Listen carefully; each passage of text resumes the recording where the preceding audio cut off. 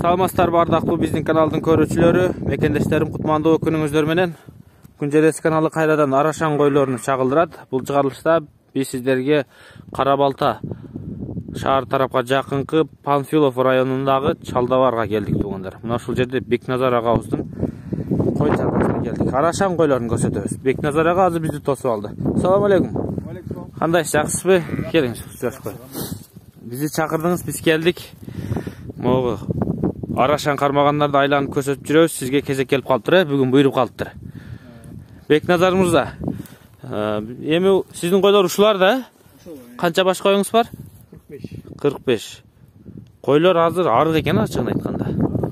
Бир айдан бери көк чыгып, ошо көк кылып, азыр аябай артып кетти. Бүйүк кар жок. Кар жок. Кар болсо жакшы болмок эле.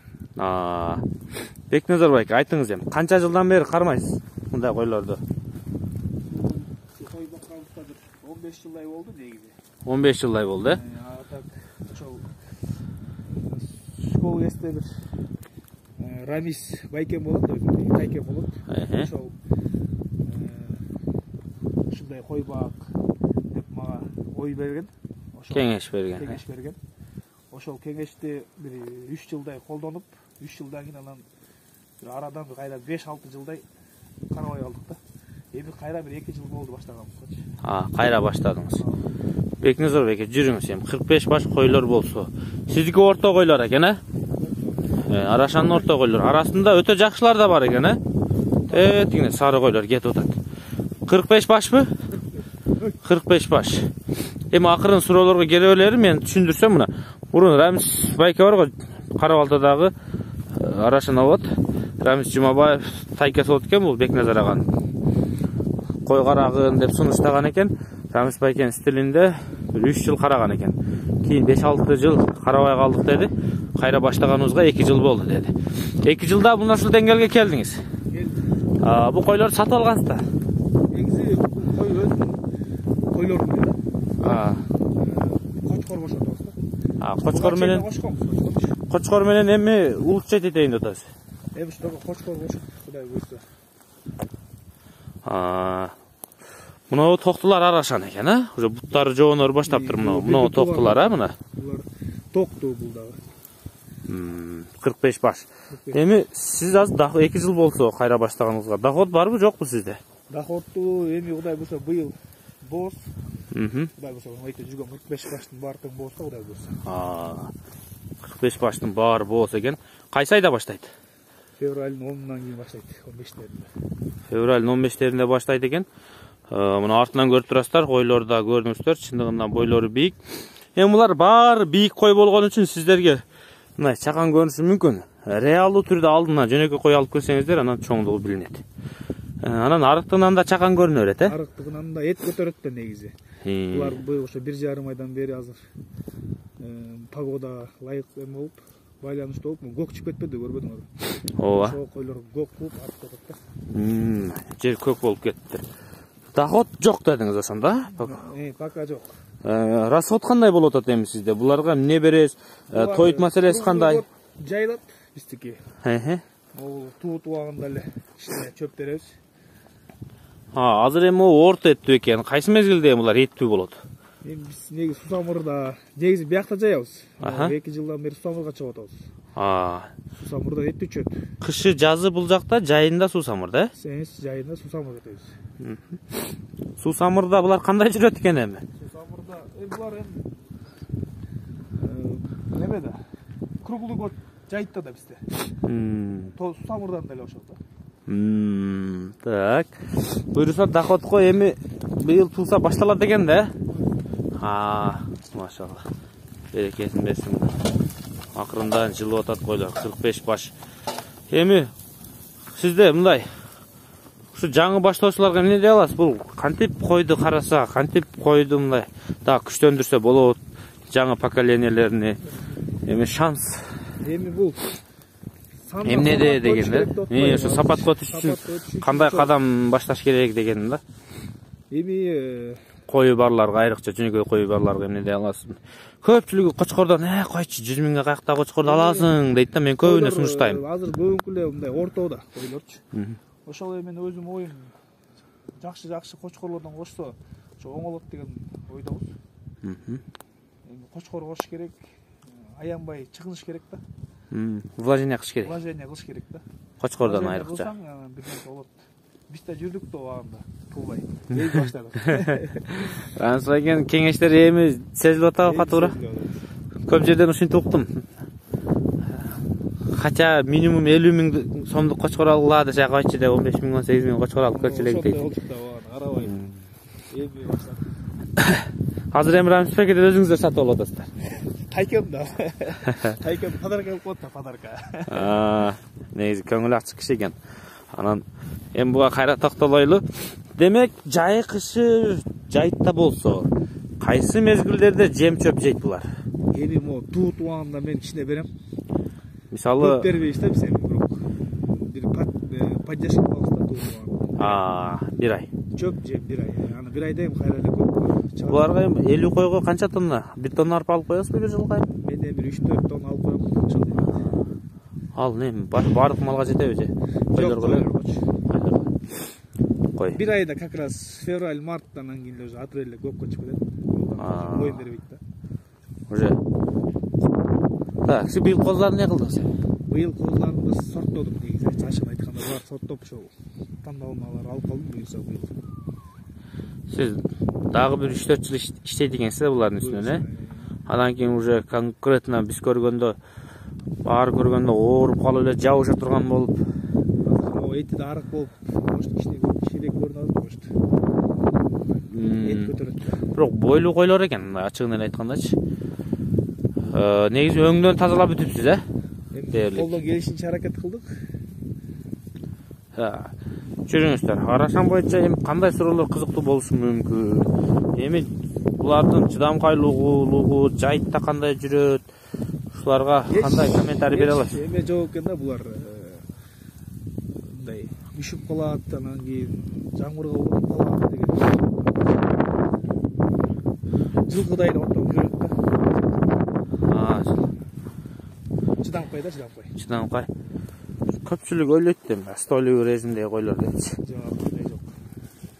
Я көрбөдүңүзбү Сусамурдан Рамис байке кодулу. Круглый год жайыт. Рамис байке. Ооба, мына койлор жайылып. Чөп 400 сом болот өзү көрдүм. Ооба. Так. Буларга кандай кочкорлор токтоду эми быйыл? Кайсы кочкордон тууйт? Эмир байке, Арашан кармайт, Ошо гигант деп айтканда өзү небереси, баласы да, баласы гиганттын баласы. Гиганттын баласы. Ал кочкор дос балам да, күзүндө бир 10 чакты ой барбы. Ошо алып кеткен үйүнө. Ошо.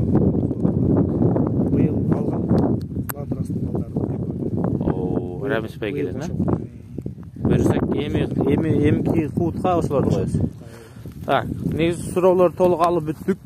Ысык кандай көтөрөт? Ысыкты ушун жакшы эле көтөрөт. Чырамкай да. Кылжың болгонуна өтө ысыбаса керек, Ысыбайт. Ысык мустакка бирдей да. Атак. Баягы көп эле айтат да, жайтта кууп жетпесин, тез басат деп. Сизден да сурасам кандай? Тез басат. Тез басат. Чоң койлор тезирээк басат дейт да. Эми самдан сапат көтүңүздөр. Буйруса кийинки жылга доходко чыга баштайбыз дейт. Ара жолдо токтотуп койгон экен. Эми сиз мурун карап көргөн болсоңуз, тез эле көтөрүлүп алсаңыз керек. Жолуну билесиз. Бугу убагында караганбыз да. Айтпаймынбы?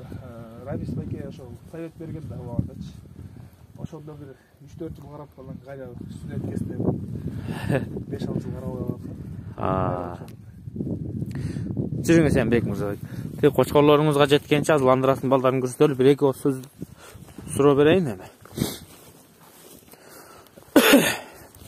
Бул эми хоббиби же жашоодо бул кандай деп ойлойсуз? Арашан койлор азыр негизги кирешени алып келеби же башка жакта иштейсизби? Өзүм эми иштейм. Ошо бар иштейт турган.